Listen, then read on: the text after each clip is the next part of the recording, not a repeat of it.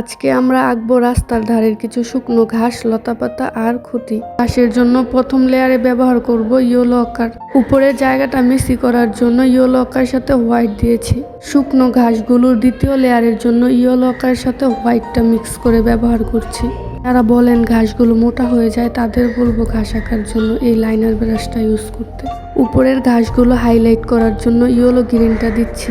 এখন খুঁটি আঁকার জন্য পেন্সিল দিয়ে স্কেচ করে নিচ্ছি যাতে শেপগুলো ঠিক থাকে। এখানে কালার ব্যবহার করেছি ব্ল্যাকের সাথে হালকা ইয়েলো আকার।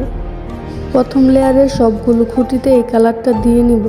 এখন কিছু ডিটেলস অ্যাড করব। ডিটেলসের জন্য শুধু ব্ল্যাক কালারটা প্রতিটার মাঝে মাঝে দিয়ে নিব। একটু হালকা হাতে দেওয়ার চেষ্টা করব যাতে ছাড়া ছাড়া হয়, দেখতে অনেক দিনের পুরনো বোঝা যায়। এখন হাইলাইট করার জন্য হোয়াইটের সাথে সামান্য ব্ল্যাকটা মিক্স করে হাইলাইট করব।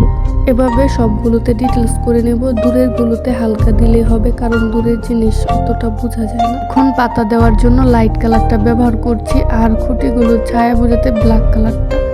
এই তো ডান।